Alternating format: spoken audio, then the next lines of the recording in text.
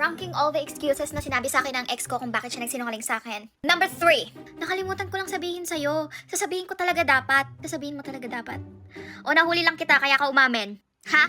Magkaiba yun. Magkaiba yung sasabihin mo dapat sa akin kasi kung sasabihin mo talaga dapat sa akin, nung nangyari, sinabi mo agad. Hindi yung mga 1 week na tapos nalaman ko, dun mo lang sinabi. Okay? Number 2.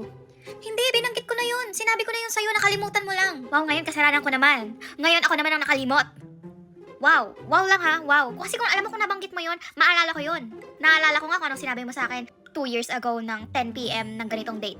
Okay? Maalala ko yun kung sinabi mo. At number 1 sa listahan nating lahat. Ito yung number 1, alam ko number 1 mo din to. Nagsinungaling lang ako kasi alam ko pag sinabi ko yung totoo, magagalit ka. So anong tawag mo dito? Hindi pa to galit? Hindi pa ako nagagalit nito? Kahit anong gawin mo, magagalit at magagalit ako. Mas lalo ako magagalit kasi nagsinungaling ka.